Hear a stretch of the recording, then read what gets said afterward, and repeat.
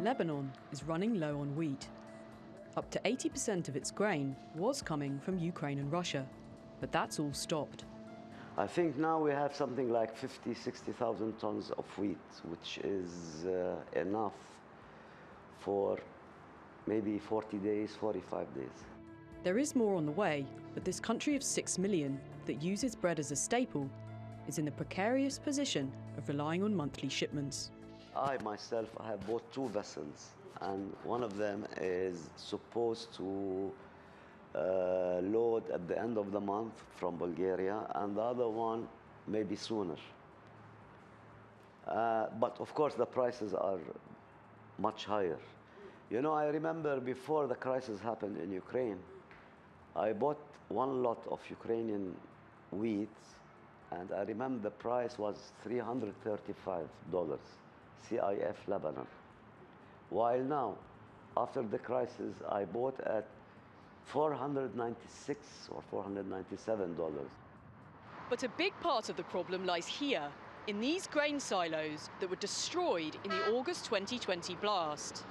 They had the capacity to store 100,000 tons of grain. That would have been enough to cover several months, but no facility has been created to replace them. Storage provides security and goes some way in avoiding price hikes. But the Economy and Trade Ministry says there wasn't the money to reconstruct. To construct, to erect some silos, you have to see money. So there is either you have to look for donations or somebody will donate. So how much money will come, how many silos to be erected, I don't know. There are also fears that the cash-strapped government may not be able to continue covering the subsidy that keeps bread cheap for the increasingly impoverished population. That's a major problem which we have. Yeah. We faced it last year. In 2020, the subsidy was around $150 million. Last year, the subsidy was nearly 240. Bread consumption in Lebanon has risen as the poverty level has crept over 75%, and it's one of the few remaining affordable food items. We're joined now by Imogen Kimber in Beirut to hear more about the situation there. Imogen, grain prices are surging all over the world as a consequence of this conflict in Ukraine. Is the Lebanese population, though, likely to suffer more when compared to other nations? Well, they are, particularly under threat for the reason being that they're already 2.5 years into an absolutely crushing economic crisis.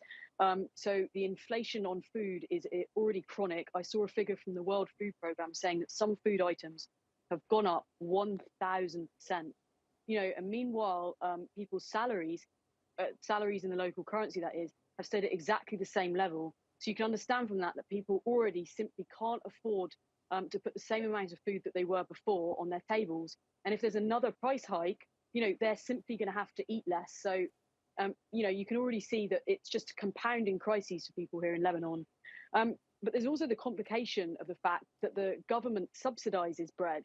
So you heard in our report there that in 2020, the government spent $150 million on bread, and that was very difficult for them then. And the director of grain from the Ministry of Economy and Trade there told us that, it was even more difficult for the government when last year they had to spend $240 million. So that really leaves people wondering, how are they going to get the money for the price this year, which will inevitably be even higher? And, the government themselves are telling us there just isn't money left. There aren't dollars left in the Central Bank of Lebanon. So it really does feel that they're running deeply into a crisis here. And I think the fear, the nightmare scenario is that it's a similar situation that it was last year with fuel and medicine, where the government said that they were continuing the subsidy to the suppliers, but they just weren't paying up. So that meant the suppliers weren't delivering the goods. So instead of a price hike, it means an actual shortage. And therefore, you're going to see bread queues, you're going to see people going without. And in these last 2 years, because the bread is subsidized, the people here actually eat more bread. Consumption of bread's gone up because it's one of the few cheap, reliable sources of food. So yeah, for there to be no bread at all would be a complete and utter crisis for Lebanon. Rise in inflation of 1,000%, difficult to comprehend even. Since this is a global issue, can we say that the government in this case is not to blame, or do you think things could have been managed differently in Lebanon? Well, in Lebanon specifically, of course, they couldn't necessarily have predicted this crisis. But if we look back to 2019, when the economic crisis here began, people were ringing the alarm bell. People were saying, we could face food insecurity here in the country. Now, food insecurity, just in plain speak, is people either not having access to or not being able to afford food simply. So they were told that that was coming. Lebanon, one of the problems here is that Lebanon relies heavily on imports. But as I just said, it also doesn't have the dollars, it's running out. So it's very dangerous to have a country that isn't producing enough food, has to import it all, and at the same time is running out. And then that was really compounded in August 2020 when the explosion took place in the port and blew up those massive grain silos, taking with it any kind of food security that Lebanon did have. And of course, again, people rung the alarm bell and said, food insecurity could be on the horizon for Lebanon. This is a very dangerous situation. But a year and a half has gone past since that explosion, and those grain silos haven't been replaced. More storage was found in Tripoli.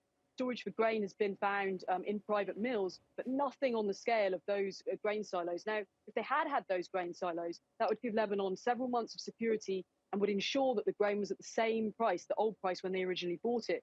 But without that, people are relying on these month-to-month shipments, and just they're completely open to the changing price in the world. So yes, it does seem that, action could have been taken before.